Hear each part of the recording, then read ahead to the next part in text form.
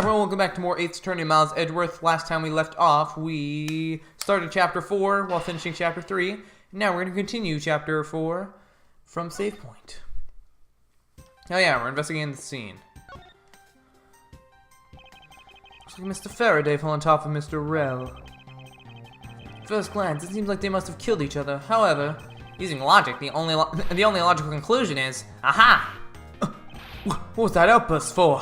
My detective's instinct just hit me real hard. It was Mr. Rell that fell first, see? You don't need a detective's instinct for that. It's common sense. But I suppose we won't know much more than that until after I examine the bodies. What rest until I've inspected every suspicious looking nook and cranny. Looks like Mr. Rell died with a knife in his hand. There's some blood stuck on it. And he must have used this as a weapon. Yep, no doubt about it. Was Mr. Faraday carrying this on his personage? Did he bring this as a piece of evidence for the trial? Or did he bring it with him, or did he bring it with a very different intention in mind? Should jot some notes down about it. Sorry, I was just thinking. I was like... His hand is all black down here. See? I wonder what it could be. If you look closely, this blotting pattern resembles an ink stain. An ink stain? Ah, an ink stain? Yes, I usually get ink on my own hand when I use my feather pen. A feather pen? I've never seen one before. Sure you aren't just making it up, pal? Edgeworth. Here, gumshoe. What are the plastic bags scattered all around? Those bags are for keeping evidence safe, pal. I know that much, detective. You sure are good at this stuff, aren't you, pal? Normally I'd be happy when someone compliments me, but when it's this guy... Anyway, could these plastic bags be evidence of a fight between the two men?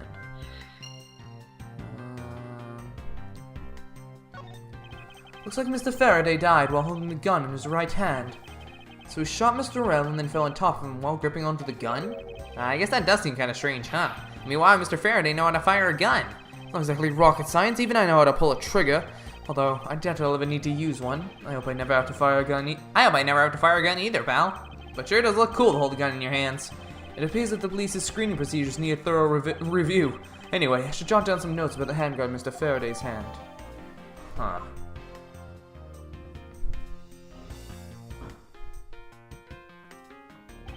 Mr. Rell's cause of death was from being shot, correct? That's what we think, but it's hard to tell with him lying face down. Death is bad enough, but it's truly lamentable that someone would try to hide the truth. Are you sure they were trying to hide something? I can't confirm Mr. Rell's cause of death was his body positioned like that. Detective Bad, I'd like to examine the bodies in further detail if possible. What's this? You're not able to form a theory with them the way they are? I believe an examination of the bodies is vital to finding the perfect evidence, don't you? Suppose you do have a point. Well, hurry and get on with it. Levy. Yes, sir. We've taken enough photos of the scene, sir. And there you have it. Do you not approve? Of course not. What? Investigation of a crime scene is the work of a detective, so don't touch a thing. Hey, big fella, turn over the bodies for me, will you? Ah, okay. Please forgive me, Mr. Faraday, sir. Gumshoe, do not get emotionally involved. Remember, you're a detective. Yes, sir. Understood, sir.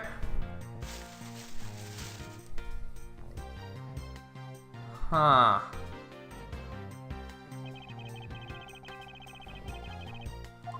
Something about this doesn't look right. The knife. There's a knife wound in his chest here, see? What if the wound matches the knife Mr. Rell is holding? Labby. Yes, sir. Verifying now, sir. Make it quick. From the look of things, one could deduce that the knife Mr. Rell is holding is what killed Mr. Faraday. There's something in his breast pocket. It's a fountain pen. Ah, okay. Let's connect some logic real quick. Hey, you know I always keep a pencil behind my ear. It's because Detective Bad is always telling me, you should always write your name on everything you own. Yes, somehow you do strike me as quite a forgetful individual. That's not what I was trying to say, pal. Why would you be so mean to me? So mean to me. Let's connect my thoughts. Woo! That splotch on Mr. Faraday's hand. I wonder if it might be the ink from his fountain pen. Oh, let's ask the lab guy. Detective Gumshoe, I confirm that the substance on Mr. Faraday's hand is the ink from his fountain pen. I see. Good work. Ah, You know, I've always wanted to say that, even if it was just one time in my life. Mr. Faraday wrote with his fountain pen in his left hand. I think it's fair to assume he was left-handed. It appears that Mr. Faraday's pen is very important to our case as well. Okay, you say so, pal.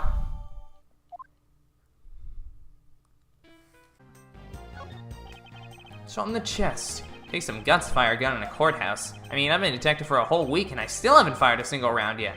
Not any burn marks on his clothes. That must mean... Wait, burn marks? A round goes very hot as it is discharged from a firearm. Therefore, burn marks are usually left when a shot is fired from point-blank range. Ergo, Mr. Rell must have been shot from at least a yard or two away. You sure do know a bunch of neat stuff for your age, pal. Apparently, this detective has as much common knowledge as... Oh, ha ha ha ha ha. That's a typo right there. There's an extra M in there. As your everyday marsupial. Well, I don't even know that word, so I guess they got me back. Let us now try to understand how the two men died. First, Mr. Faraday took the gun and the knife out from today's trial evidence. Then he aimed the gun at Mr. Rell and fired. However, Mr. Rell managed to grab the knife and counter Mr. Faraday while being shot. Then the two men fell together where they stood. That is my theory in any case. What a crazy way to go. Still, something about that explanation just doesn't seem right. Phoenix Wright. No. I believe I now have a firmer grasp on what happened here. Perhaps I should purchase one for my room. That's awesome. They're foreshadowing a little bit there because later on he does get one in his room. There's some plastic bags stacked up on the table. There's a tea set too, but there doesn't seem to be any sign of a disturbance. Yeah, the table's all neat and tidy. Maybe they were super quiet in their scuffle? After all, I didn't hear anything from out in the hallway, you know? Even the plastic bags scattered on the floor throwing us off. There's some stuff in the bag, pal. I suppose this was Mr. Faraday's bag. It's probably the trial evidence I was supposed to collect from him. This is the evidence? Ah, I better not touch it. I'll leave prints on it. Do you just not pay attention to anything you do? Detective Bad, do you have any thoughts on the case? Faraday and Rell. Looks like they killed each other to me. Although, there are a few things that just don't seem right. And what would they be? Why don't you try thinking on your own first before you bother me, boy? Now I've been downgraded to just boy?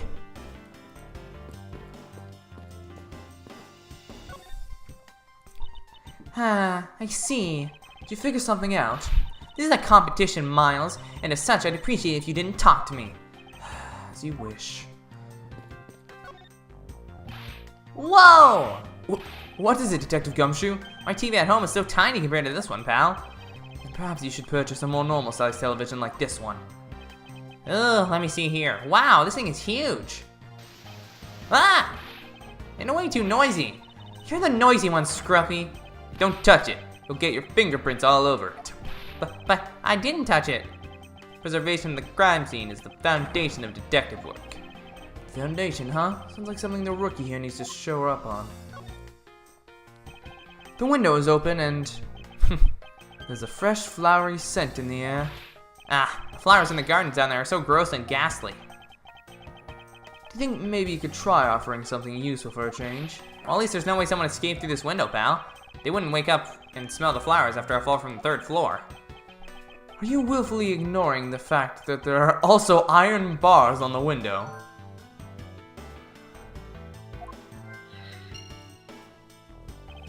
Yeah, I guess there's that too. Either way, no one can get through these windows, right? Thought of everything when they were designing this courthouse. Very nice. But the fact that...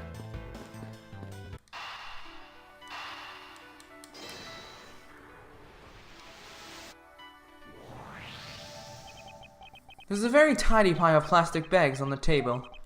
And yet, a portion of them wound up scattered on the floor as well. It's not likely that the ones on the floor were knocked over during a struggle. In which case, might there not be another explanation as to how they got there? Another reason? I believe it's possible that the blood on the outside of the bag is related somehow. Ah, please get that blood away from me, pal. Detective Gumshoe, whose blood is on this bag? Hold it. Let me ask the lab guy. Alright, please hurry. Wait till you get a load of this, pal. It's Mr. Faraday's.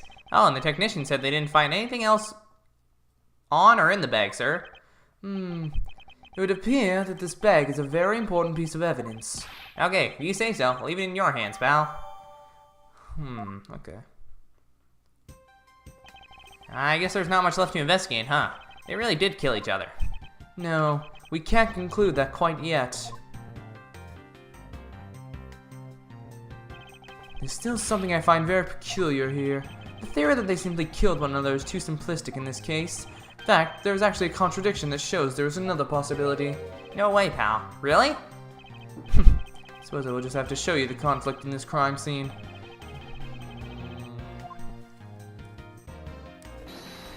The fact that he's using his right here.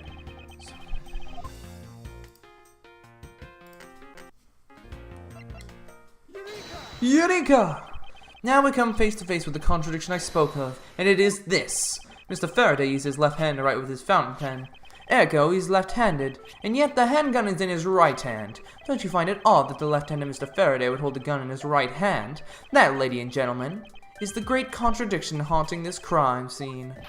Hey, you're right, pal. That does seem kind of strange. But how could something like that happen? The facts add up to one conclusion and one alone. Someone else put the gun in Mr. Faraday's hand after he died. Someone else?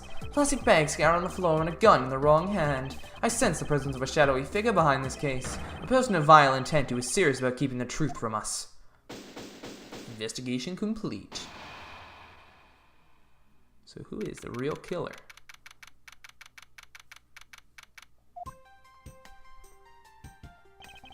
Here's the autopsy report.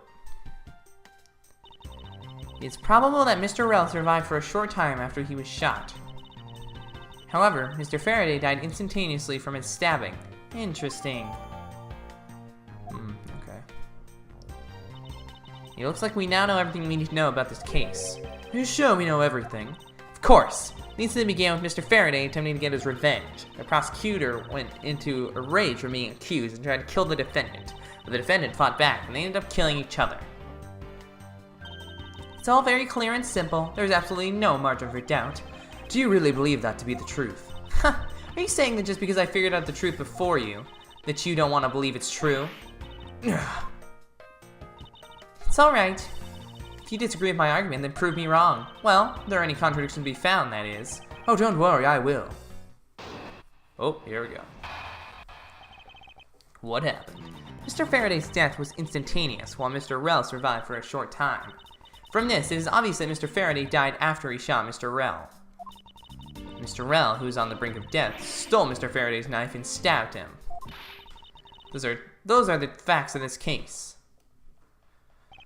Mr. Faraday's death was instantaneous, therefore he must have attacked first. Proving that logic to be false is probably the fastest way to show her that she's wrong. In that case, I should first look for any holes in her theory. Okay.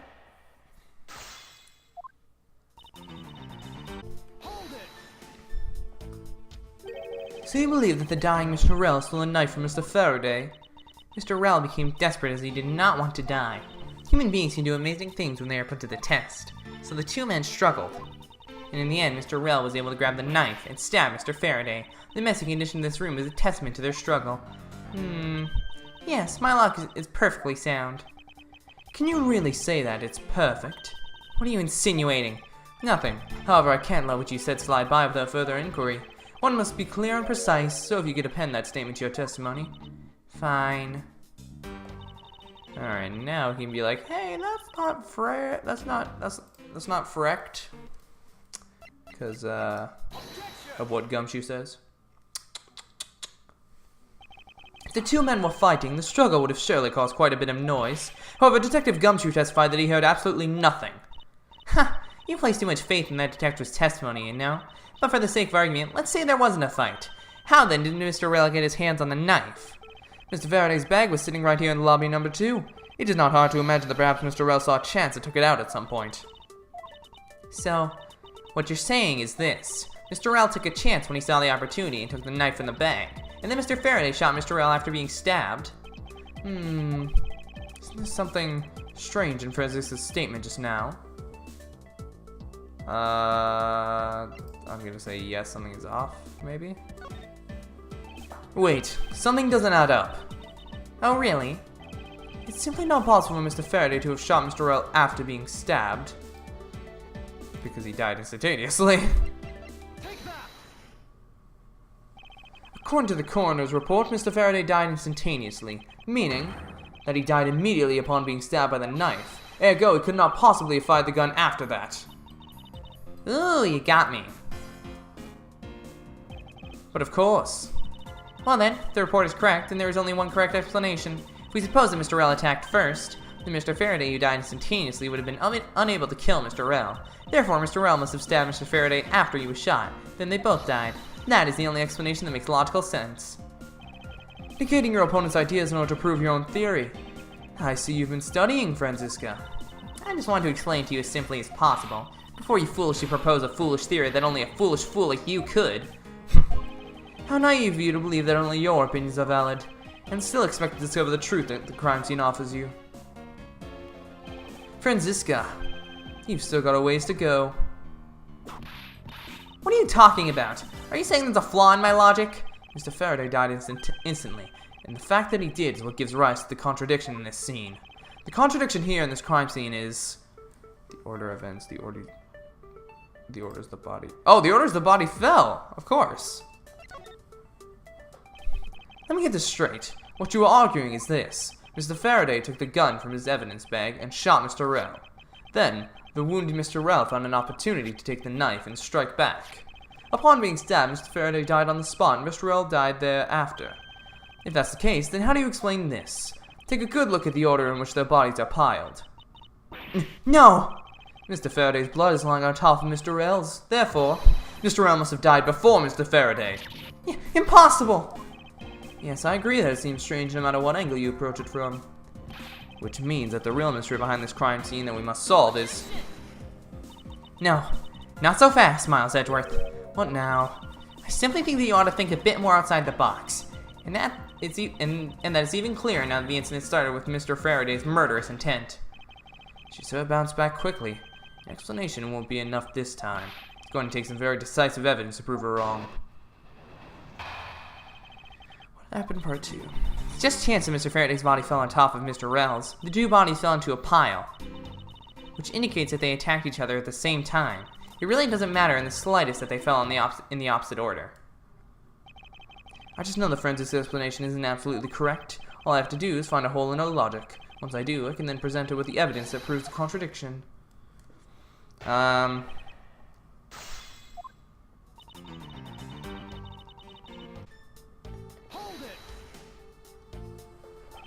What do you mean by they attacked each other at the same time? I see Mr. Faraday had the two different weapons in his hands. He made to attack Mr. Rell while holding both the knife and revolver. And then, after Mr. Faraday fired the gun, Mr. Rell grabbed the knife as he was falling and stabbed Mr. Faraday. That is how Mr. Rell wound up on the bottom with Mr. Faraday on top. At close range, that is more than possible. Yes, it's possible, but... Well, if you have any other ideas, then show me what you got. Oh, I will. And to that extent, I'd like for you to append what you just said to your testimony. I don't see any point to that, but as you please. Here we go. This is what I was trying to say earlier, but it was the wrong statement. No.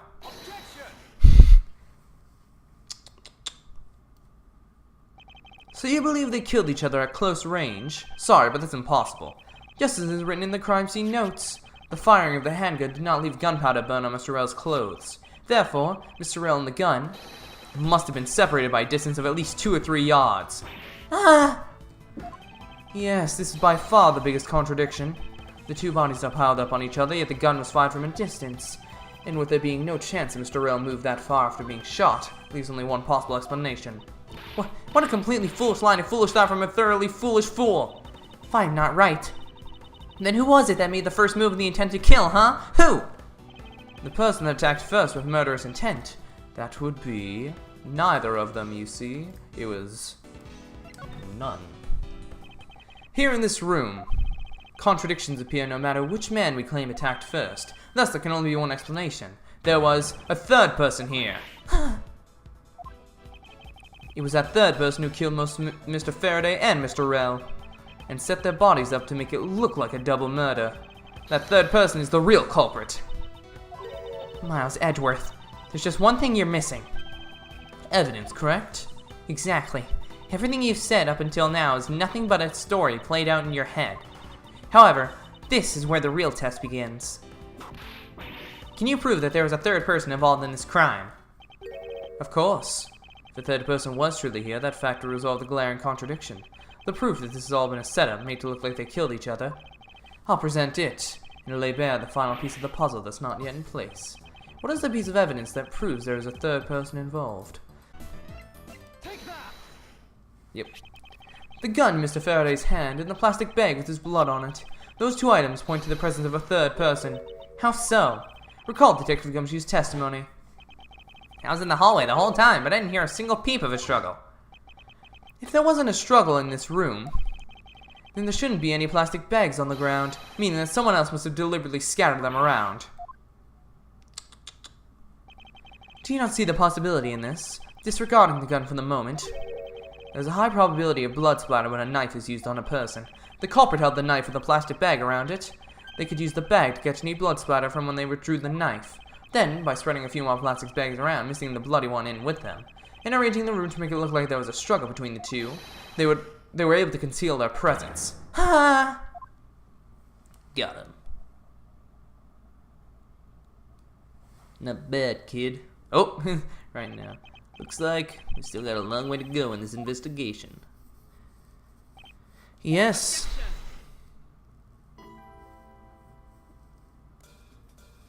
Oh, it's you. What the heck is up with you, pal? Mr. Bad, I advise you to plead Detective Gumshoe under arrest.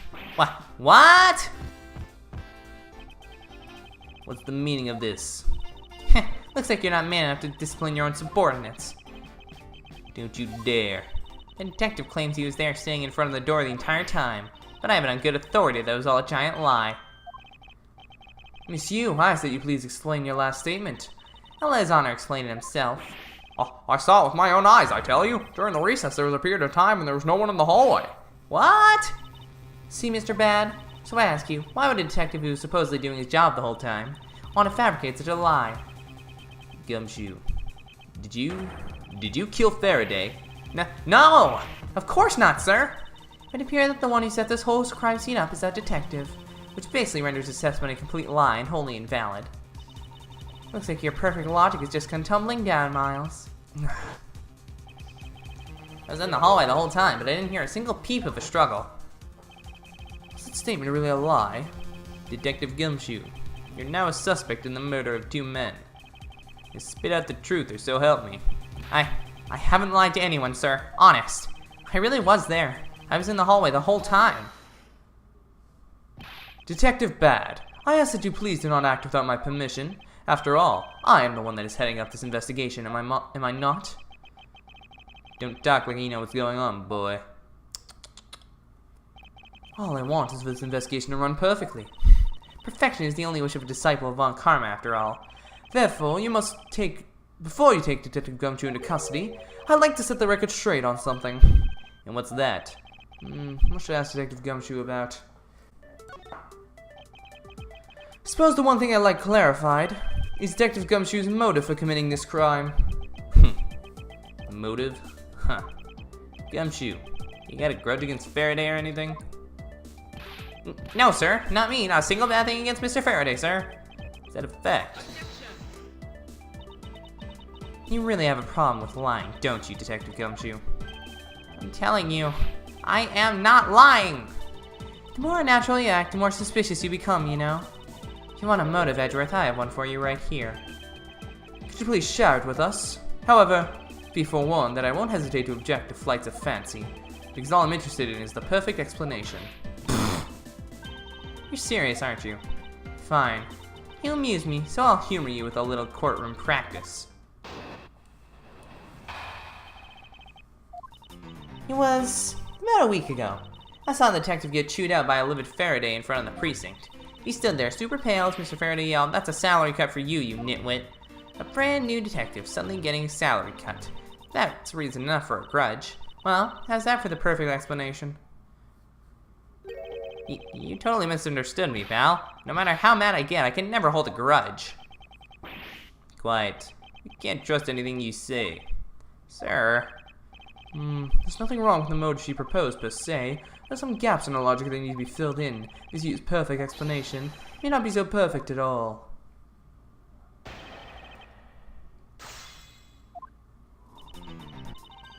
Hold it! You can call your explanation perfect. Is it not to your liking? Unfortunately for you, it's just not up to my standards. Oh, is there something you want me to clarify in that case? What should I do? Should I raise an objection? Oh yeah, of course. Alright, if you could clear this one thing up for me. How Mr. Faraday was killed, motive for killing Mr. Rel. Oh yeah, that's a pretty big one.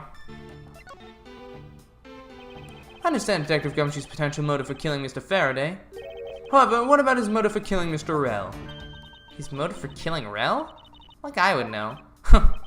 If there was no clear motive for both of the murders, then I doubt this incident would have occurred. Wouldn't you agree? Is there anyone else who might have had a grudge against either of the two men? Or should we look into that ourselves? Oh, in that case, I have absolutely no idea. What? That's impossible. She must know something. Wait. Can you please not glare at me like that? It makes me laugh. Ugh, I didn't even do anything and you're already laughing away. Well, anyway, the way I see it is as long as he had a motive to kill one of the two, this crime would have played out the way it did anyway. Oh, would you care to explain your logic? And this time, please try to provide a truly perfect explanation. Perfect this, perfect that. Stop being so uptight, or is that a requisite trait for being avant karma? Miles Edgeworth, I demand that you shut this rude woman up. I wish you'd both be quiet for just 1 second. Oh well, I guess I'll just have to explain it to you kids. There's no one out there with a motive to kill both Mr. Faraday and Mr. Rel. All you really have to establish is that someone had a grudge against one of the two men. Mr. Rel, who happened to be there, became a witness to Mr. Faraday's murder. Therefore, he was killed out of necessity instead of to look like they had killed each other. I wonder if that's really true. Is there no one out there with a grudge against both men? Should take another hard look at the evidence for this morning's case. The second KG incident, as people are calling it, involving an embassy staff member, and the two men who both wound up as suspects in the case. Is there someone else I'm overlooking who is somehow related to them?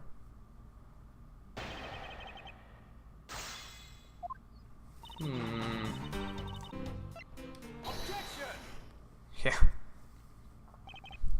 Miss Yu, I believe there is someone you overlooked in making your statement. Or rather, is it because you'd rather not bring this person up?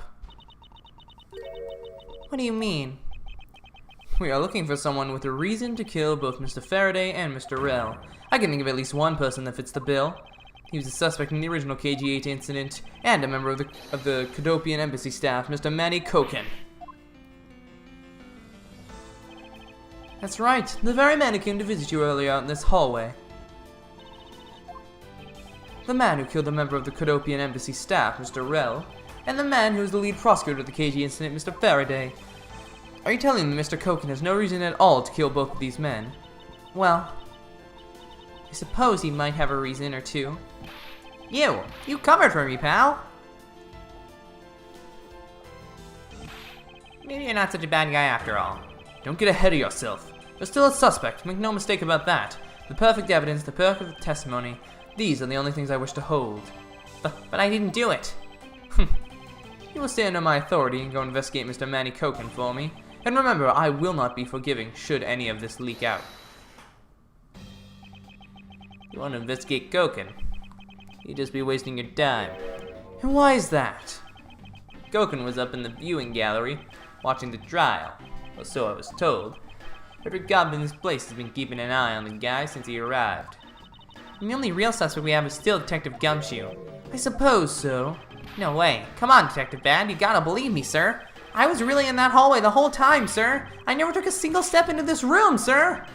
Okay, then are you saying there was someone else who passed through the hallway? No, there was no one else, sir. Then why should I believe you didn't do it? That was one incredibly foolish detective, standing right in front of a crime scene all by himself. It's as good as a confession of guilt. To admit, it's a bit strange. Most criminals will fabricate some sort of lie to escape their crimes. And if that detective really wanted to prove that he is innocent, you'd think he would at least least offer up I spaced all on duty or the like. Come on, Gumshoe, time for your interrogation. Detective Bad.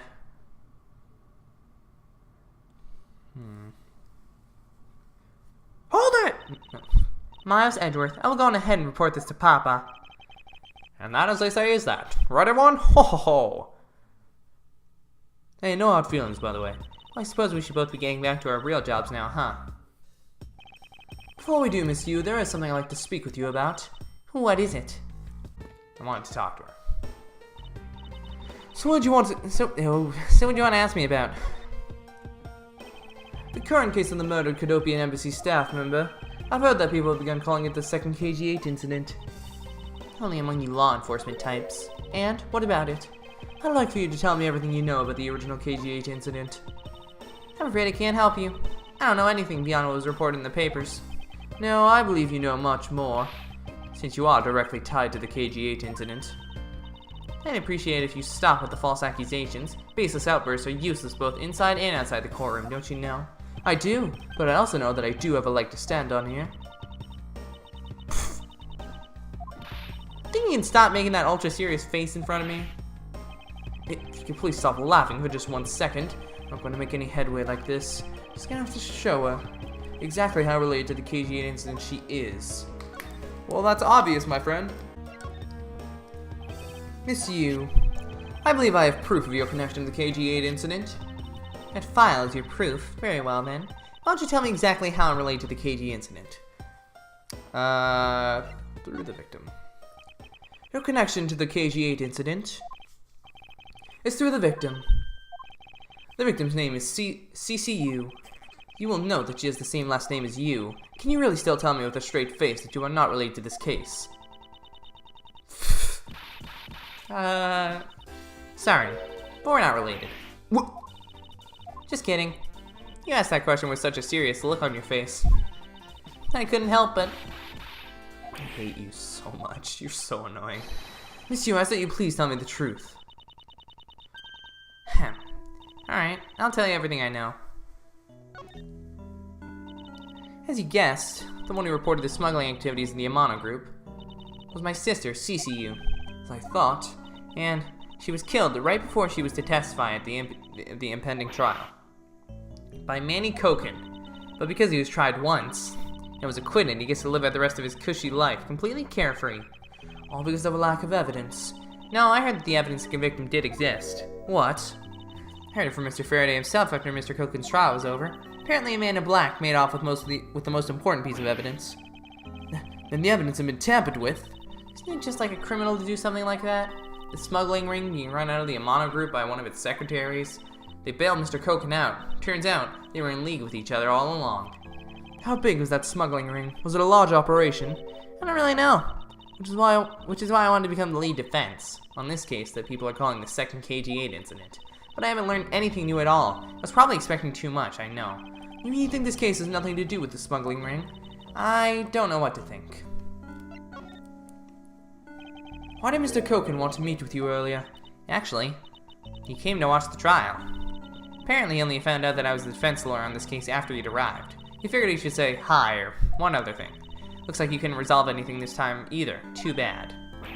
What's that supposed to mean? Oh boy, stop with the scary face already. And fine, really, give him a good slap across the face. When she talks about slapping as she laughs away is kind of creepy. Ahem. But it's just as Mr. Bad said. He's not related to the double murder. I asked around, and people in the gallery claim that he was in his seat the entire time. Talk about cruel fate. Well, this is about all I know. Huh, sorry. Guess I wasn't much help, huh? That's not true. I'm sorry I made you recall such a painful time in your life. Edgeworth, you really are too serious for your own good. You really need to learn to relax. We wouldn't want you to die of stress, would we? Thank you for the advice, but there's no need to worry. I work in my own way, and I will catch this criminal in my own way as well, you see. You with your game face on, ready to go. I'm making no such face. Do you know, laughter is the best medicine, Edgeworth? Did you get tired of making such a serious face all the time? I'm charged with making sure that all criminals of this world are found guilty. I have no need for laughter. There you go, making that face again. Oh well. I gotta get going. I still have a few loose ends I need to tie up. Oh, god dang it. I'm 40 minutes into this video and there's still not a to be continued. The KG agents in this murder investigation. It's my belief that these two cases are related to each other somehow. Plus that Detective Gumshoe. It's obvious he's lying, even though the lie is hurting his chances. Clearly this case is far from over. But whether or not the detective is the murderer can only be determined once I've completed my perfect investigation. Mr. Von Karma, I swear to uphold your honorable name. Well, my name isn't Miles Edgeworth. To be continued. Oh, thank God. I am 45 minutes into this video. It's probably cut down for you guys, but like, oh. Well, by the time this is cut down, it's not going to be enough for a full video, so I'm playing till the fat lady sings. Let's play some middle. Although I think in this case it's beginning, middle, end 1, end 2 again, so that's nice. But then the next one, it's beginning, middle, end. So, woohoo, that's gonna be fun. Sir, what has become of the trial in the Cadopian Embassy staff member's murder? Indeed, since both the suspect and the prosecutor are now dead. The case will be dismissed. In other words, the trial ends here prematurely. Looks like you have to wait just a bit longer for your big debut, which will be against Mia, so that makes sense. I suppose it can't be helped. The evidence for this trial will be transferred to you in a little while.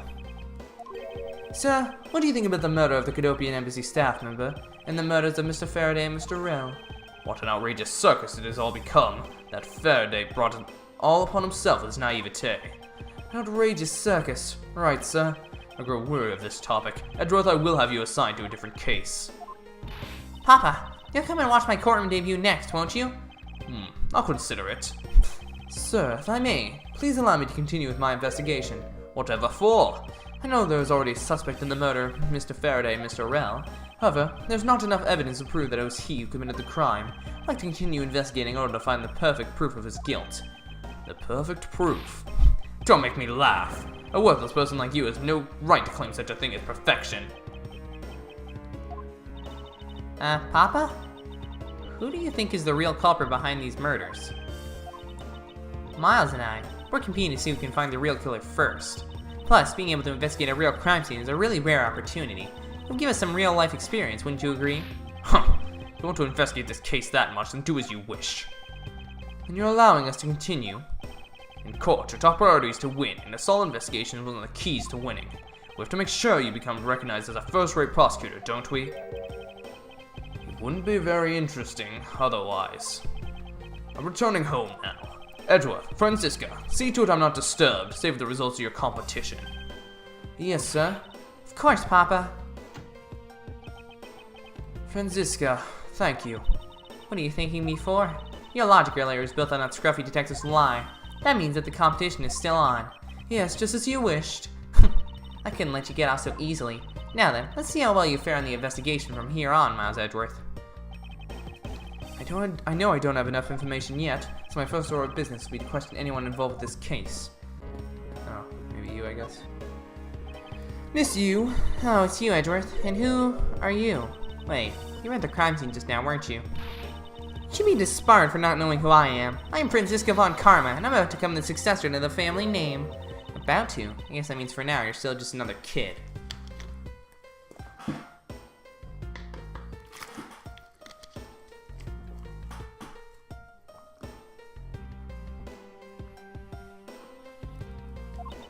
In which case, it's only natural that I didn't know who you are. What? Why are you whipping me? Anyway, it looks like they're planning to hold the evidence a bit longer. There's one thing I can't stand, it's waiting. I'm terribly sorry, but I have a few more questions to ask of you. Look at you, eyebrows scrunched with the lines on your forehead, and that to ask of you. What exactly is so funny? Sorry, I'm just bad at dealing with a super serious atmosphere. Apparently they failed to teach you proper behavior at a crime scene in law school. I feel much better now, so what is it you want to talk about? I'd like to inquire as to where you were at the time of the murder. We were in defendant lobby number 1 the whole time until we heard the gunshot. And by we, I mean Mr. Bad. If you don't believe me, feel free to ask him yourself. You were Detective Bad? Why? We know it's something to discuss, that's all. So I take it that you are acquaintances with Detective Bad, not Dr. Bad. Dr. Badder. Yeah, he was the detective in charge of the KG-8 incident. Detective Bad is also related to this incident? That's right, he's the one who was supposed to protect my sister, Cece. But you know how that turned out, don't you, Edgeworth? Miles, Edgeworth, I have no idea what you two are talking about. I've heard of the KG-8 incident from my papa. But how does that case relate to you, Miss Yu? Victim in that case, Cece Yu is my little sister.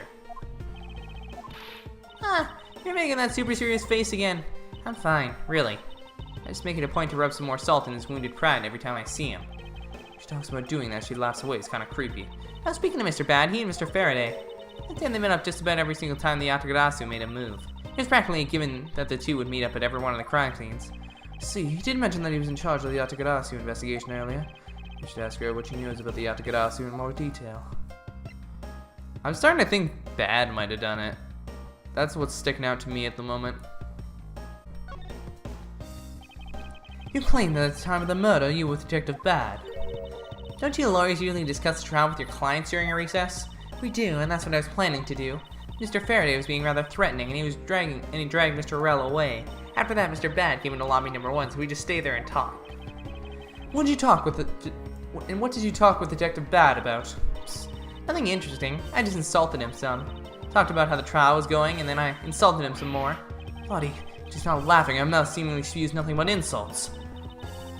Anyway, Mr. Bad and I were in defendant lobby number 1 when the murders occurred, so I really can't tell you anything about the hallway or lobby number 2. I see. Oh. I think it actually might be Bad, and that's why Gumshoe's covering for him. I'd like to ask you a few more questions about your client, Mr. Mackerel. Now, if your client first claimed to be Yatagarasu, is that correct? Yeah. Once I heard that it was the Yatagarasu that made off with the evidence from KG-8, I began to ask Mr. Rell all sorts of questions, but to no avail. Turns out Mr. Rell was not the Yatagarasu. He just made that up. He made it up? Mr. Rell's crime was caught on tape by the security cameras, but there was no footage of him sneaking into the Cadopian embassy itself. Hold on for just a second. Do you mean to say that you knew that he was not the real Yatagarasu, and that he was just another cold-blooded killer, and you were ready to defend him? Yes, that's right. I see. So a defense lawyer is actually just someone whose job is to cover for criminals. That's why defense lawyers are so detestable.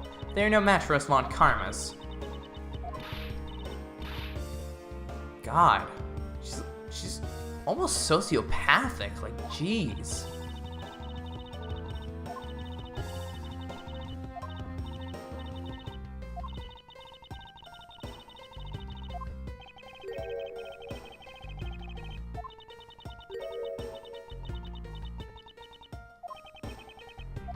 I don't know. I really don't like this character. One of the most annoying ones, definitely. Like, I hated Lotta, but at least she was bearable. She wasn't annoying. She was just, I don't know. Miss Yu, I was wondering if you could tell me about the Yatagarasu. Yatagarasu, huh? I don't really know much about that character myself, but I do get a lot of consultation requests from companies to defend them. Of course, from companies. The Yatagarasu isn't some pretty thief out for money, you know? Alright then, perhaps the Yatagarasu is in the business of stealing people's lives? You're not very funny or witty, are you, little Miss Von Karma? Gah. Franziska, be careful about who you whip. Choose carefully or maybe super. There, I chose carefully, just like you wanted.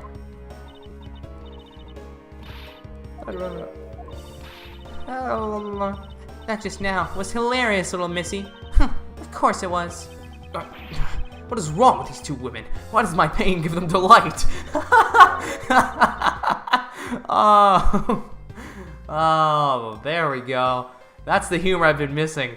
Oh, thank you, Edgeworth. I needed something like that. It's been so long since I've had one of those moments, probably since Apollo Justice. And I'm recording these way in advance, by the way. The second episode went up today, in case you're wondering. And so in the end, what is the Yatagarasu? I have to say, I never even heard of this thief when I was in Germany.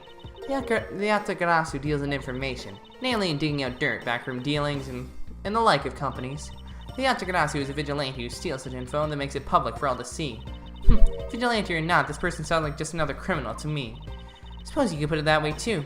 But either way, I get a lot more clients now thanks to that thief. So Miss Yu is profiting nicely. Suppose I've gotten all I can out of Miss Yu. I should move on and speak with Detective Gumshoe now. Gumshoe. Detective Gumshoe. Hey, it's you, pal. You're here. Ow! As am I. I don't think you need to whip him to let him know that. I didn't do it, pal. I swear on my honor as a detective. I really didn't. Your words are useless. I place my trust only in the evidence, Detective. Once the investigation is fully over, and should we find out that you are the killer, there will be no mercy to be had for you. Have a heart, pal. But you're not worried, right? After all, you have nothing to worry about if you really are innocent, that is. That's right. Hey, pal. Go and do your perfect investigation and get the real killer for me, will you? I would have done so even had you not requested me to, Detective. So you and Mr. Faraday had a small meeting last week, did you? And what exactly did you do to make him so angry? I just asked Detective Bad the same thing myself, pal. Turns out, he was mad at me because of my very first day as a detective. I reported in at my usual post instead of at the Criminal Affairs Department. By the time I got down to the Criminal Affairs, I was really, really late. And that's when he gave me that huge speech. I remember doing the same exact thing in elementary school. On the first day of school every year, I'd always wind up going to my old classroom. How pathetic for the detective to be compared to a mere schoolchild. You claim to be standing guard in front of the door to the lobby number 2 during the recess. However, when did you receive the order to do so and from whom? Earlier at around 3:20 by Detective Bad, pal. Today's trial took a really crazy turn. So I was told to make sure nothing happened to Mr. Faraday. And yet something did happen to him, correct? It looks like it was a total waste of manpower to assign you to guard duty. Ow! Your words sting worse than your whip, pal. Why is the text so slow in this game? So it's Detective Bad who ordered him to stand guard, huh? Now then, Detective Gumshoe, is there anything else you'd like to tell me? Nope, not a thing, pal. In that case, allow us to take a look at what you are carrying on your personage. Ah, wait, you can't do that. There's nothing of any particular value here. My handcuffs and badge were confiscated by Detective Bad, so, you know. And what is that open envelope I see sticking out of your coat pocket? Ah, hands off, pal. Just show it to us already. Ow! Annual bonus check within, $5 total, except there's no check inside. You've had your look, now give it back, pal. It's my first bonus as a brand new detective. Just got it and cashed it in today. I had literally no cash on me up until I did, you know? So that envelope is really special to me. Now give it back. You don't need rubbish like this. Don't worry, we'll throw it away for you later. How could you? Okay. I guess that throws the murder of him needing money away. Sorry, but I need to take him in for questioning now. I think I've asked him just about everything I needed to. No, wait, since he became a suspect, there is one piece of evidence I should reconfirm. Officer, I ask that you wait a second. I still have one thing I'd like to reconfirm with Detective Gumshoe. Understood, but please make it brief, sir. I want to hear it from the horse's mouth. I must confirm whether or not his testimony about when the crime occurred is the truth.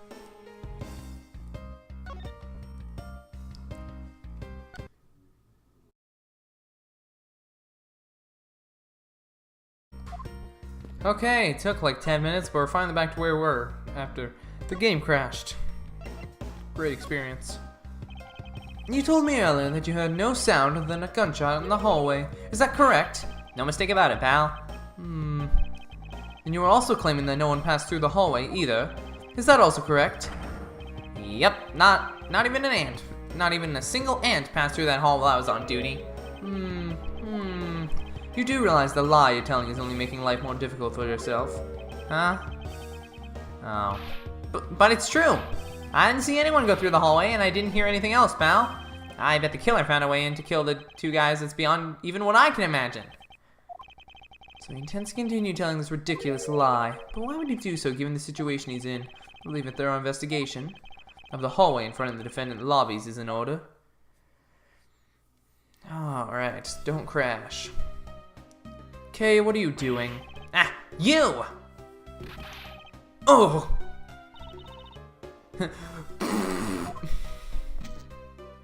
Drop something. How could do you not notice that coming? Wasn't that the child I changed money for earlier? Are we doing this? Are we really flashing back to this? No, game, come on. You were so good at not doing that this entire day. Kids can sometimes be so cruel. Looks like she dropped something. Swiss roll?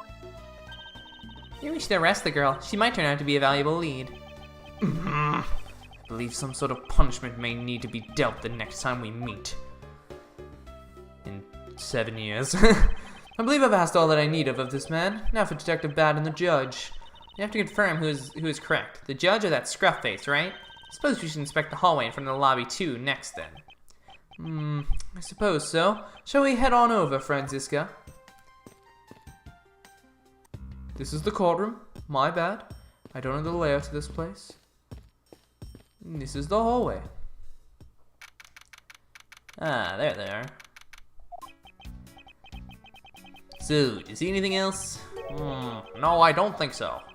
Let's see. Well, thanks for your cooperation. Oh, it's nothing. Just doing my duty as a defender of the law. That'll be all for now. I'll ask again if I have any other questions. Anytime, Detective. Now, if you'll excuse me, I have a few loose ends I have to tie up. Oh, you're that new prosecutor Mr. Von Karma recommended, right?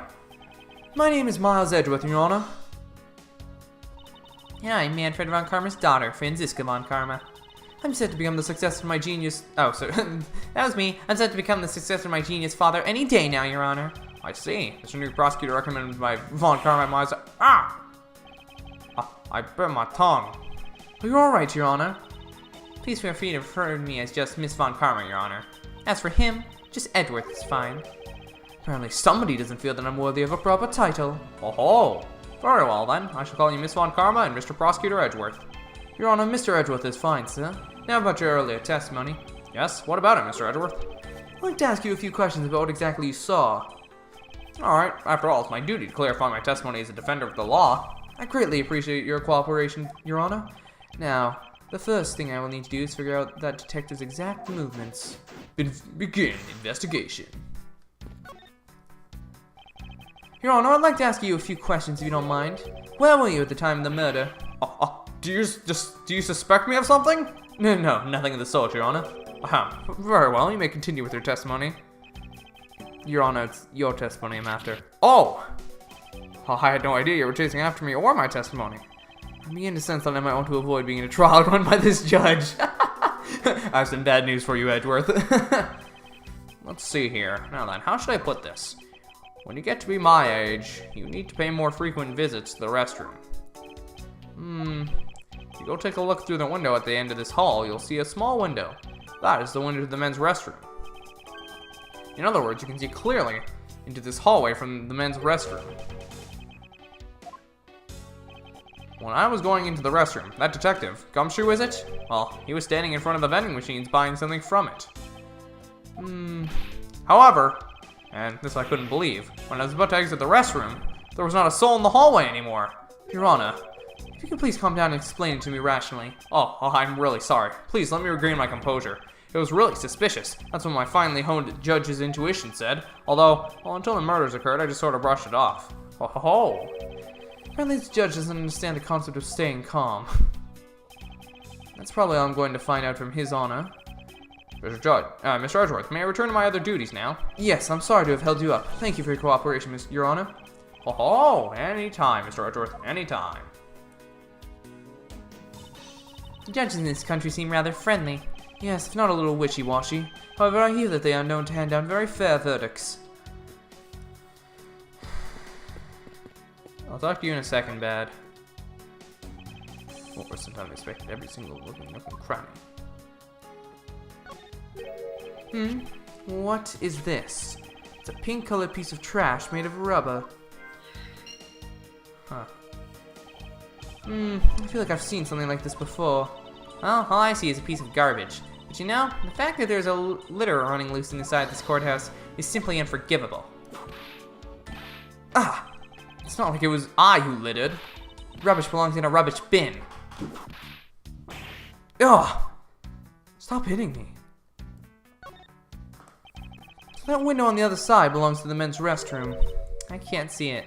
At your height, I'm not surprised. Ah! Guess short people have feelings too. Oh, hello there. The dirt on this bench. It smells like some sort of sweet substance. Can't believe there's someone going around dirtying this courthouse. For shame! Calm down, Franziska. Now take a good look. Doesn't this smudge look kind of like a handprint to you? I suppose it could be. Which means that perhaps we can lift the prints of the person who sullied this bench. I see. We'll know the identity of a mysterious slob. You then, the lab technician. Could you please find out who this handprint belongs to? Sir, yes, sir. Got the results of the fingerprint analysis, sir. And do we know who they belong to? Sir, the fingerprints belong to Detective Gumshoe. Oh, interesting. Oh, he sat down, of course.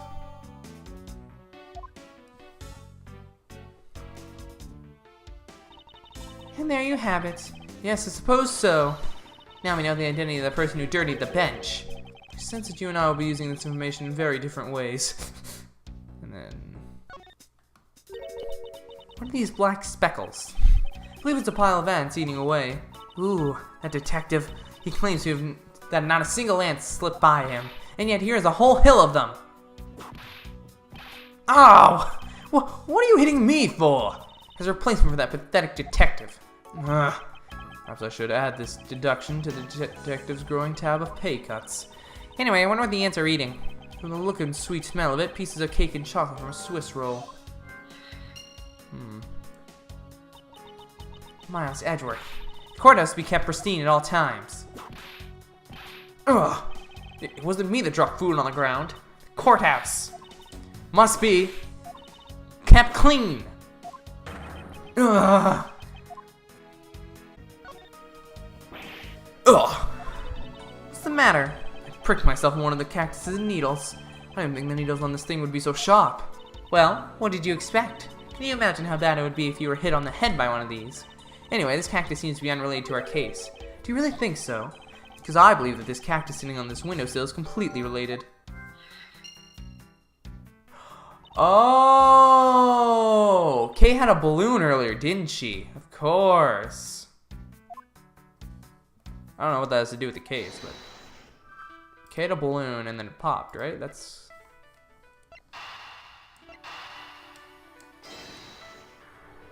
Combine these together and I'll be like, oh. Yep, here we go.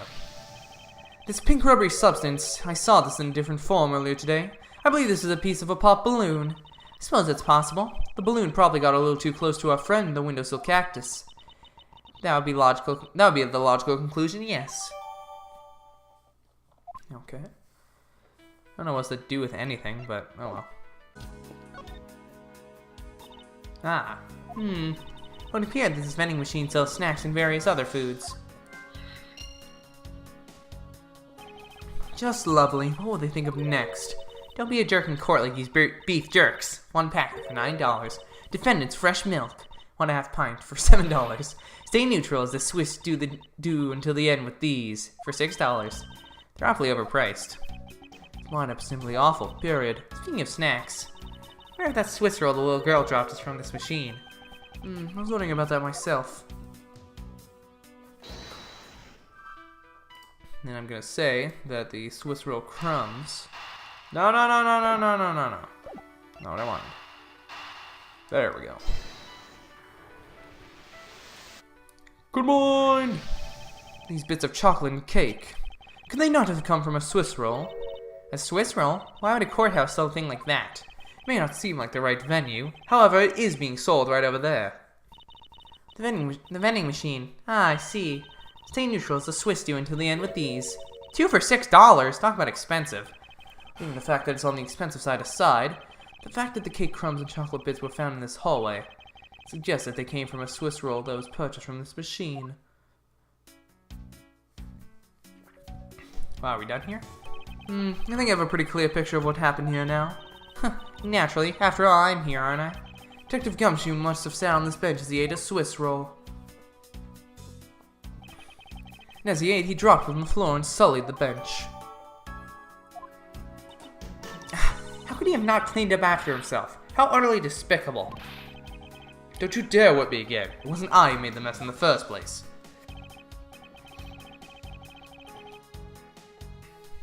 Anyway, if it was indeed Detective Gumshoe who bought this Swiss roll, that creates a rather interesting contradiction of facts. A contradiction? Where? You know, look at the special courthouse vending machine is in order.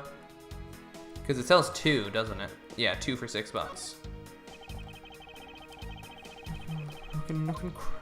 Very suspicious looking cranny. That's not connected to any of the evidence I hold. Why, yes, it is, young Edgeworth. Because of the fact that, Oh, wait. About Detective Gumshoe's finances, he said that... Oh! That's why Kay needed $1. Ah, I understand now. He said that until this morning, he didn't have even a single penny on his personage. Just how poor is that guy? If his bonus really was only $5, then he should not have been able to purchase a pack of Swiss rolls. However, facts being as they are, we found cake crumbs on the floor. Meaning Scruffy must have bought a pack somehow. Indeed. That detective should not have been able to purchase a pack, and yet he did. The question is how. I know how. Kay gave him $1, and then they split it, I presume. Alright, let's talk. Detective Bad, I have something I wish to inquire about. Hey, how about doing some actual work, you? I wish to inquire into Detective Gumshoe's movements during the recess. You're getting in the way in the investigation. I have an order from Mr. Von Karma himself, plus I still hold investigative authority. So I hear you were the one who called for Detective Gumshoe to come down here. Faraday. The guy was just accused, you know? I just knew something was gonna happen. My detective's instinct told me. Not a good it did you. You couldn't even protect one lonely prosecutor with it. Franziska, I think you need to apologize. I'm sorry. I'm terribly sorry, Detective Bad. Please continue. He's the phone on the first floor. He called the precinct. I told them to send somebody over. And the detective's the one that showed up. And only upon his arrival did you set Detective Gumshoe to stand guard, Detective Bad? Yeah, I waited for him on the first floor. After he got here, we came up to these defendant lobbies together. Oh, the person that showed up was Kay, of course. My bad. That Gumshoe's hiding. Because he doesn't want to admit that he owed her $1 or something? I don't know. As we entered the hall, we ran into you. She told us that Faraday was really mad, and that he dragged Rel off to lobby number 2 to have a word or something, and that Faraday had said to not let anyone interrupt them. So what choice did I have? All I could do was tell the big lug to stand guard outside. And around what time did all that take place? Let's see, I think it was about 30 minutes before I heard the gunshot. After giving the big lug his assignment, he never left the hallway, not once. Oh, and how can you make such a claim? One of the guards on this floor's main lobby swore to me he didn't. The detective never left the hallway. Then where did he disappear off to? That's simple. He must have gone to lobby number 2, just as I suspected. You and I, we were in lobby number 1 next door. The only one without an alibi is Gumshoe. It would seem that I'm still missing some key piece of information. Not quite.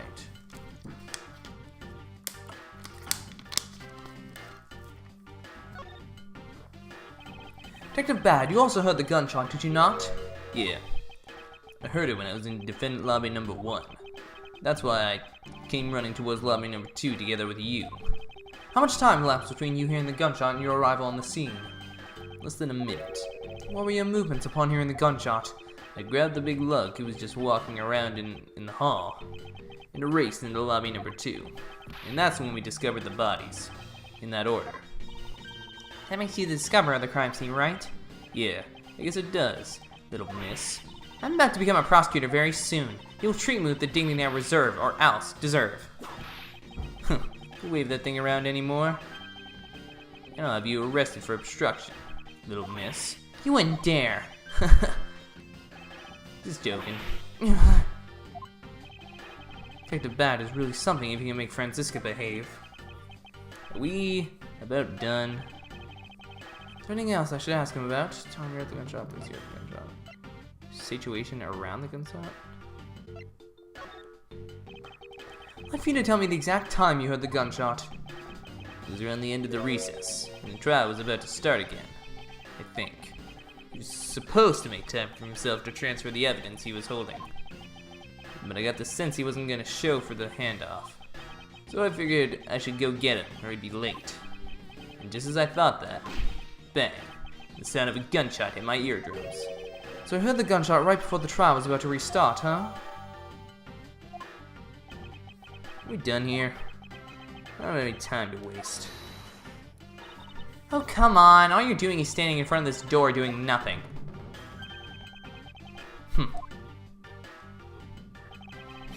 I get the sense that he's somewhat investigating this crime scene, or rather, that he's keeping us under surveillance. But to what end? Detective Bad, may I ask you that you cooperate with us for just a bit longer? I don't have anything else to say to the two of you.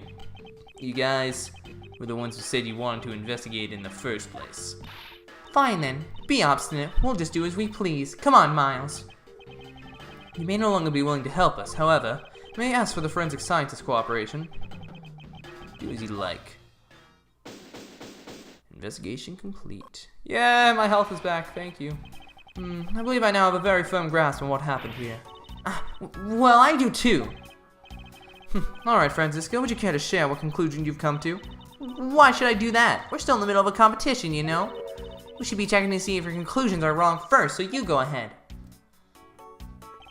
It's almost cute that she's going this far to ensure that she wins. Almost. Very well, but first we need to pay his honor a visit to correct his testimony.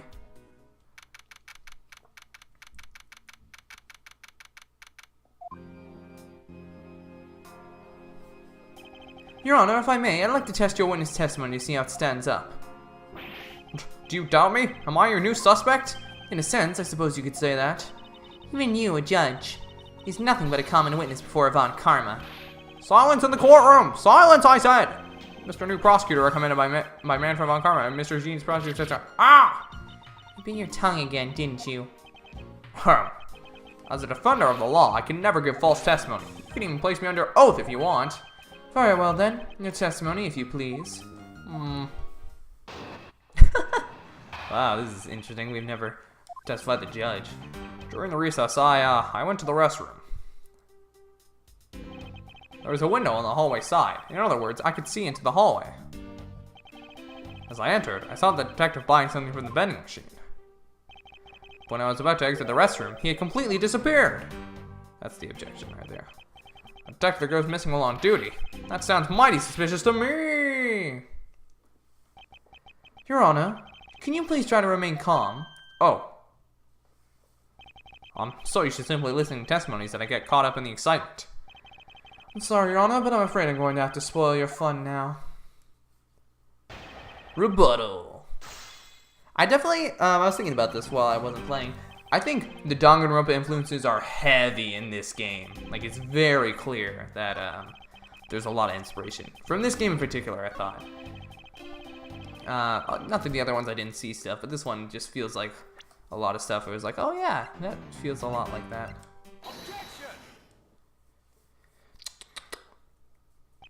What was that finger wag for, Mr. Edgeworth? And don't you know it's rude to shout objection while someone is giving testimony? Huh. If you truly are a man of the law, then you must always be vigilant. For example, I myself never let an opportunity to shout objection pass me by. Miles Edgeworth, it's one thing to be passionate about your job, but this is real life. This is what some people may say is the pot calling the kettle black. Your Honor, I wonder if you might take a look at this for me. What is that filth? How dare someone dirty the hallway bench like that? Who is the culprit? That party is hereby found guilty of uncleanliness. You must know that the uncouth bench, Sylvia, has already been placed under arrest thanks to your earlier testimony, Your Honor. Oh, well that's good. But who was it? We were able to discover something from the smudge on the bench, namely Detective Gumshoe's fingerprints. Not happy with committing just murder, he had to go and dirty the courthouse too? Guilty! Your Honor, please calm down. Well, it's true the detective is the one who made the mess on the bench. We have not yet established that this action is related to the double murder. What do you mean? I believe the detective bought a pack of Swiss rolls from the vending machine, and then promptly sat down on the bench to eat one.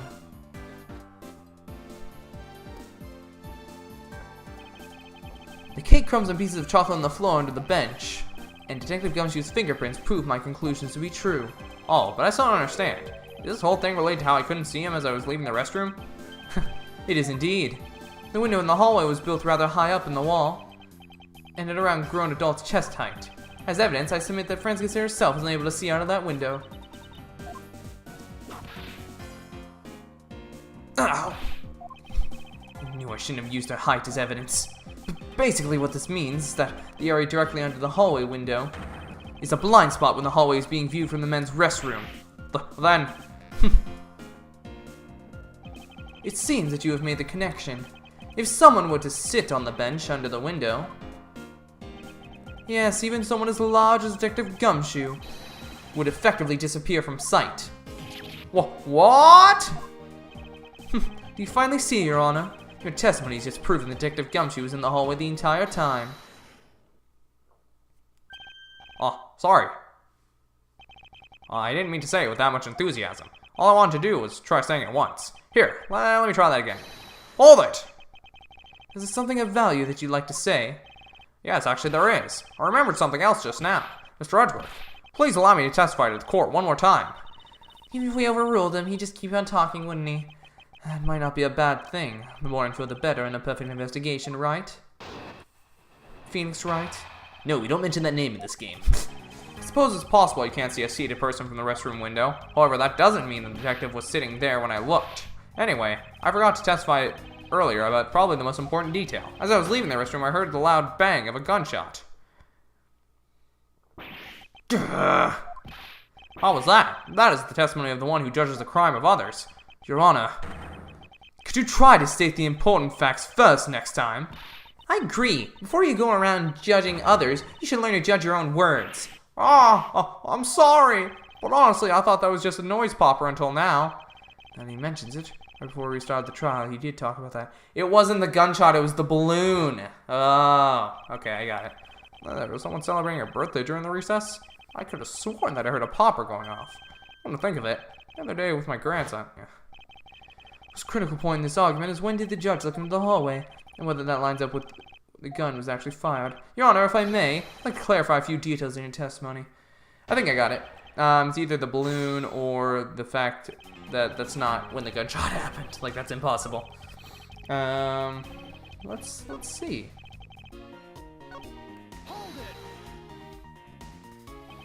So we established you went to the restroom during the recess.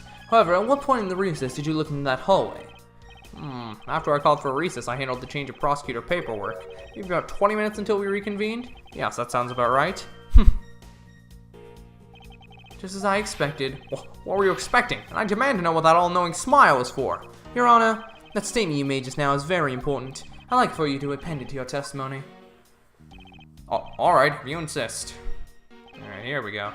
Yeah, I looked in the hallway about 20 minutes before we were to reconvene, except that's incorrect. Objection! I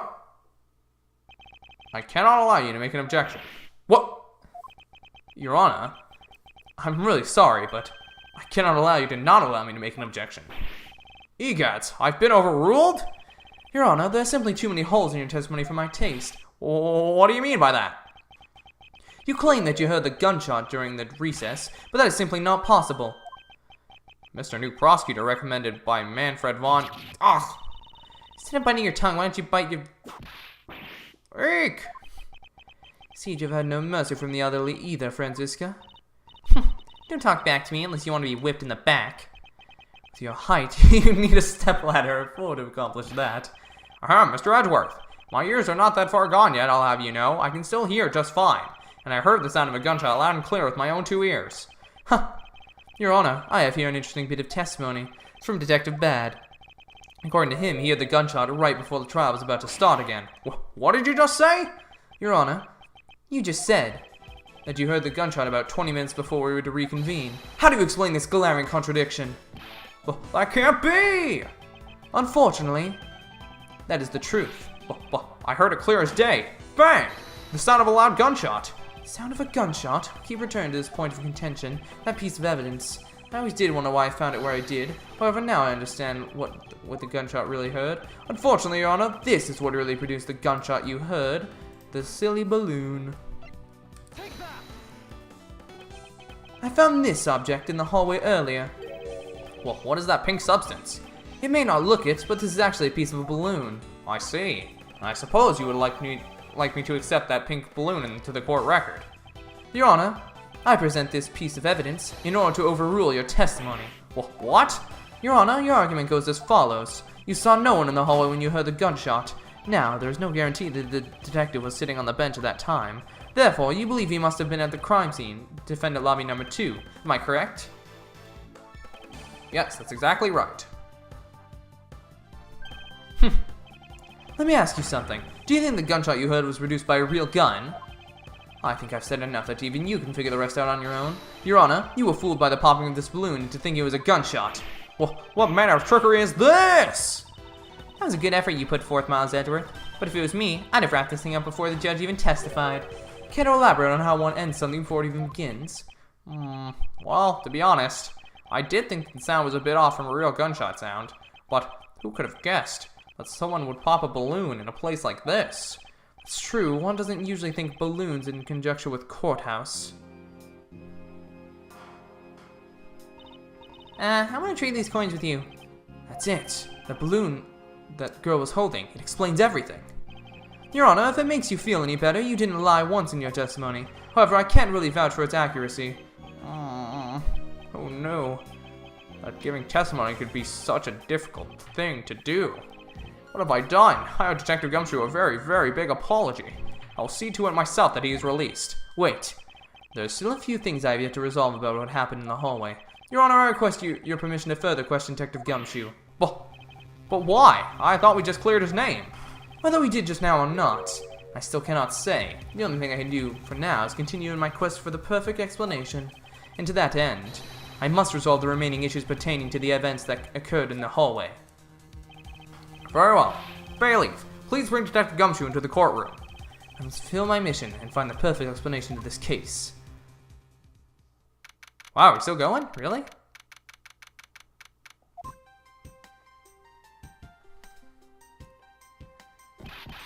What is it now? Is it time for my trial already? I've already told you a gazillion times, pal, I didn't do it.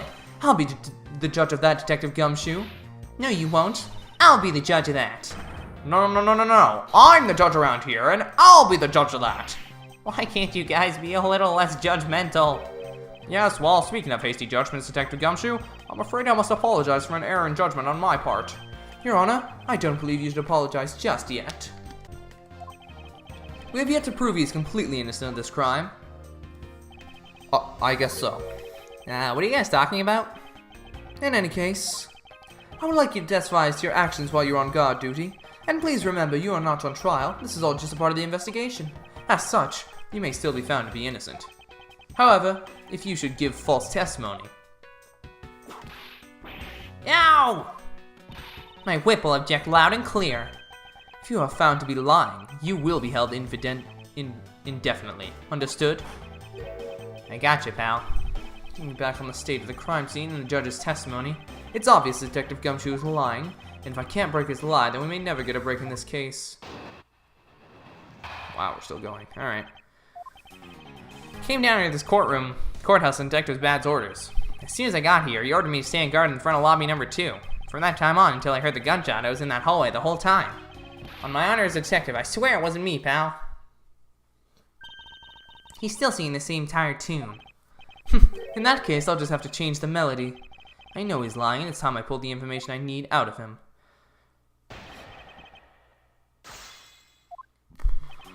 Whole time. You claim to have been in that hallway the whole time. However, it is not a fact that you did something while you were in that hallway. Of course I did something. I guarded the door to lobby number 2, pal. What else? Very well then. What exactly does guarding that door entail? Well, to put it simply, all I know, it was my job to stand in front of the door without moving an inch. Oh, Detective Gumshoe, you mean to tell me that you didn't take a single step away from the door to lobby number 2? Is that really what you wish to testify to the effect of? You got it, pal. I didn't take a single step away from that door, just like I was ordered not to.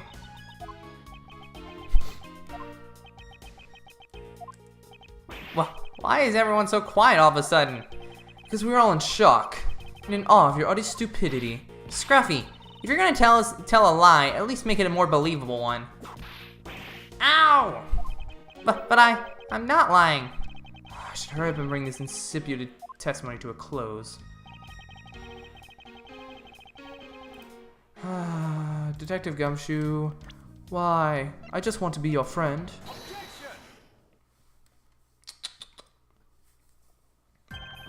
I have an objection. What is it, pal?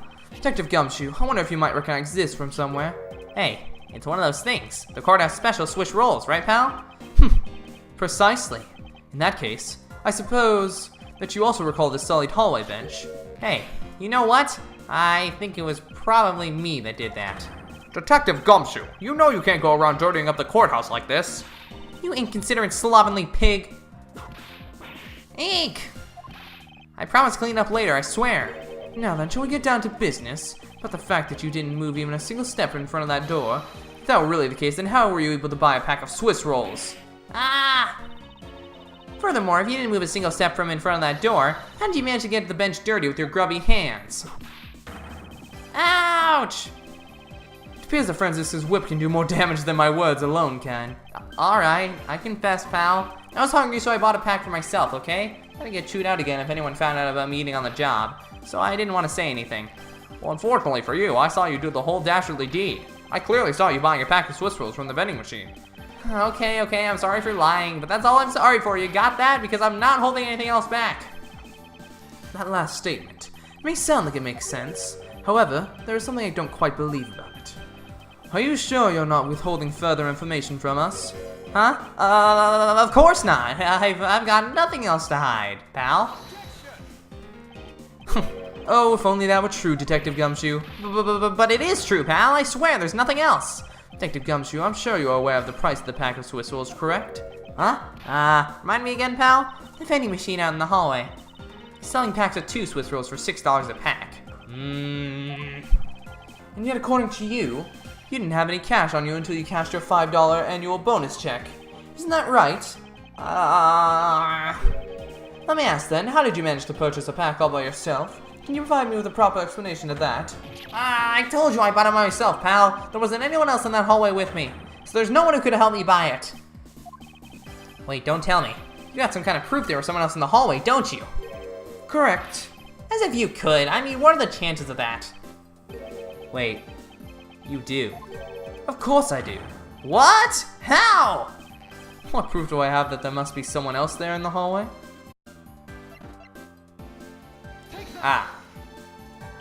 Hey, you showed that to me not 2 seconds ago, pal.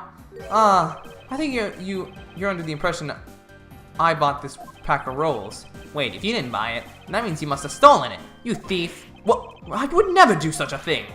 All you liars are the same. You started as thieves. You're under arrest, pal.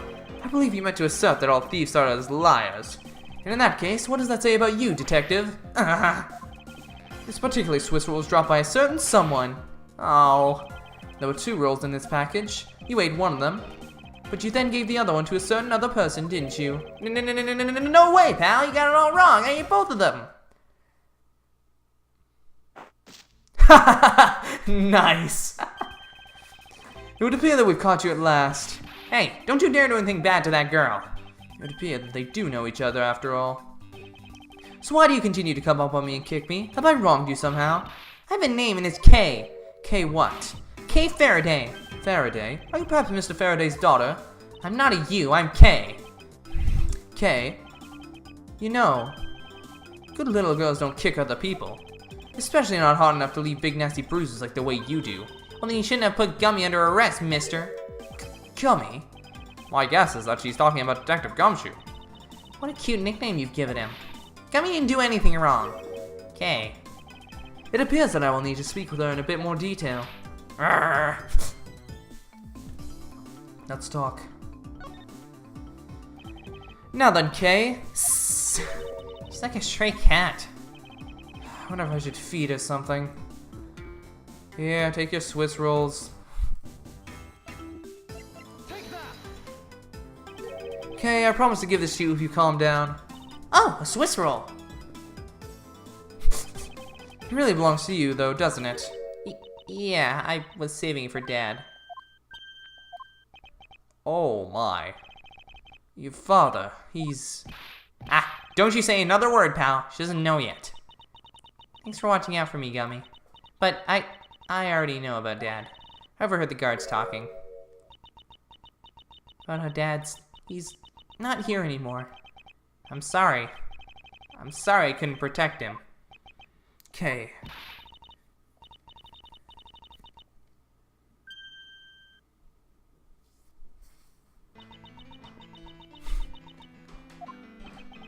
It's alright. Let it all out. Your father just passed away, after all.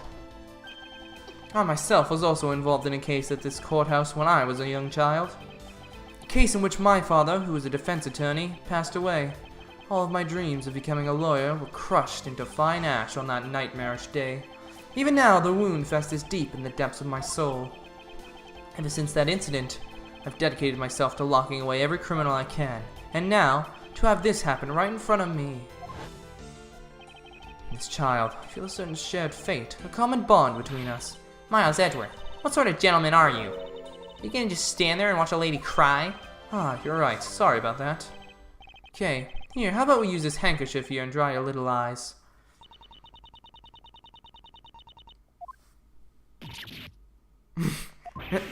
My cravat! Don't blow your nose on that! I feel better now, thanks.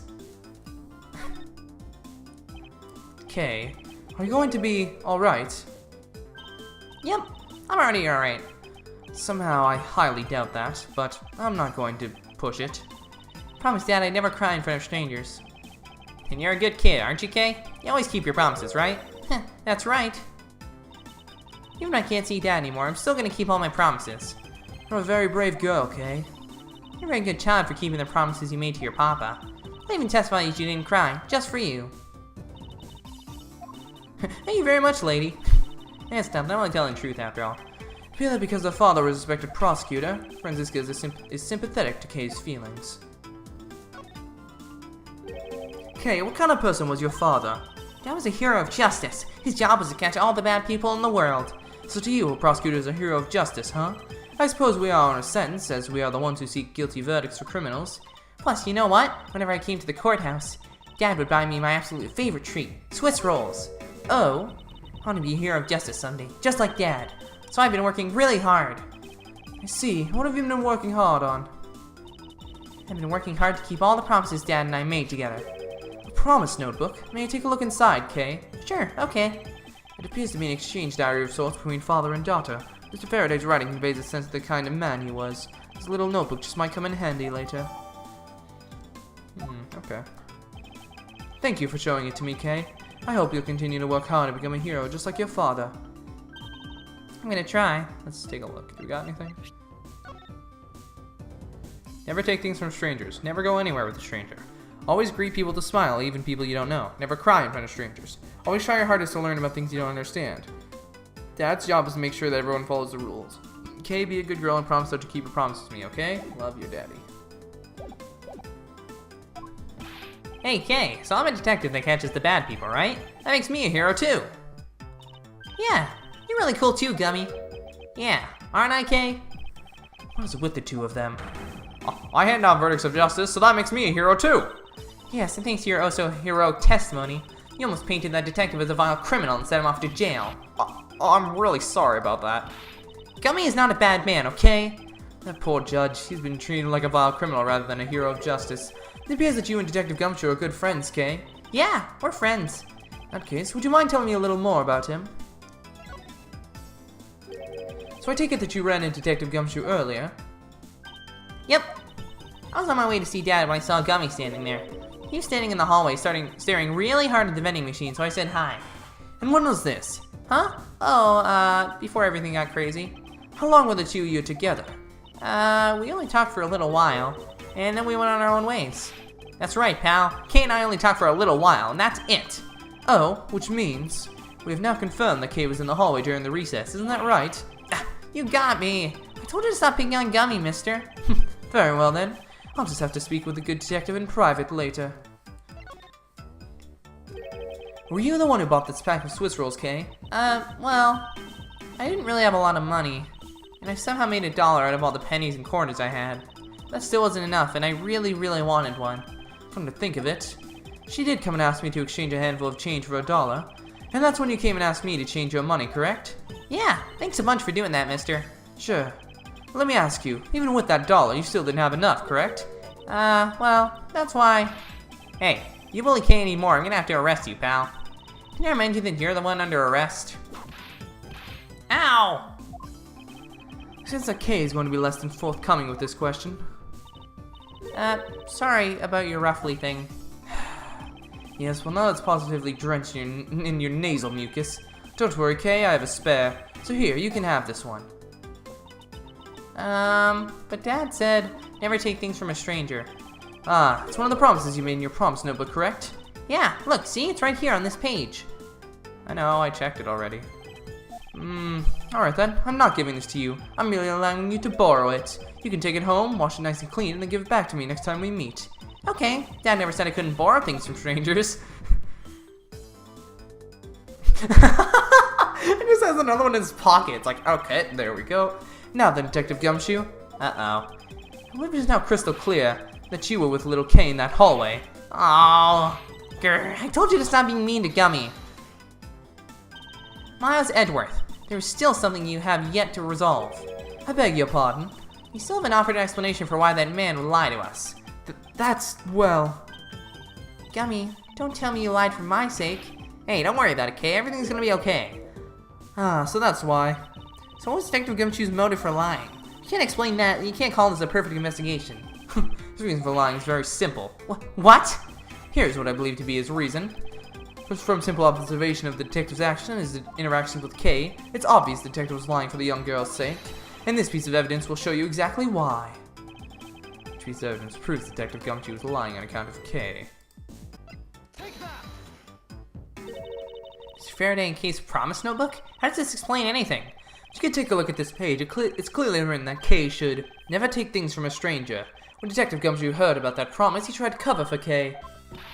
What a foolishly foolish fool of a foolish reason for a fool. Ow! Gummy, you lied because of me, didn't you? Because I'm your friend, Kay. That's why. Gummy. At long last, Detective Gumshoe, can you please tell me the whole truth now? Yeah, I guess there's no beating you, huh, pal? Okay, I'll spill the goods. I've been standing guard for a while. I was getting really hungry, and that snack vending machine was taunting me. But all the cash you had was $5, and that was enough to buy anything, right? After all, the cheapest item in that machine is a $6 pack of Swiss rolls. Yeah, but then like an angel from heaven, Kate showed up.